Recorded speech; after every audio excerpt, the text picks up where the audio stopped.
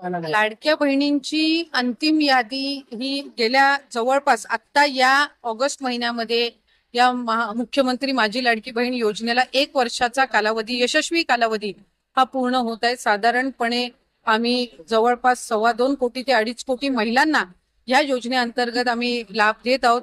रक्षाबंधनच्या पूर्वसंध्येलाच आम्ही घोषित केलं होतं की जुलै महिन्याचा हप्ता वितरित करण्यात येईल आणि त्यानुसार 2 दिवसापूर्वीपासूनच याची प्रोसिजर चालू झाली आणि लाडक्या बहिणींच्या खात्यामध्ये रक्कम जमा व्हायला ही कालपासून सुरुवात झालेली आहे। त्याच्यामुळे ही योजना अशाच पद्धतीनं राज्याचे मुख्यमंत्री देवेंद्र फडणवीस साहेब, उपमुख्यमंत्री एकनाथजी शिंदे साहेब आणि उपमुख्यमंत्री अजितदादा यांच्या नेतृत्वाखाली आम्ही चालू ठेवणार आहोत। 2 दिवसापूर्वीपासूनच याची प्रोसिजर चालू झाली आणि लाडक्या बहिणींच्या खात्यामध्ये रक्कम जमा व्हायला ही कालपासून सुरुवात झालेली आहे। त्याच्यामुळे ही योजना अशाच पद्धतीनं राज्याचे मुख्यमंत्री देवेंद्र फडणवीस साहेब, उपमुख्यमंत्री एकनाथजी शिंदे साहेब आणि उपमुख्यमंत्री अजितदादा यांच्या नेतृत्वाखाली आम्ही चालू ठेवणार आहोत।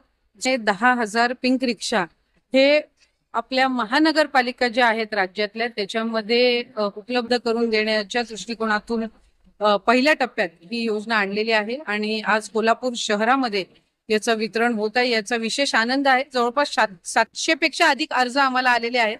आज प्रातिनिधिक स्वरूपामध्ये ज्यांची संपूर्ण प्रोसिजर, रजिस्ट्रेशन, ट्रेनिंग, लायसन्स हे सगळं कंप्लीट झालेलं आहे त्यांना आम्ही आज ही रिक्षा उपलब्ध करून दिलेली आहे, ई रिक्षा।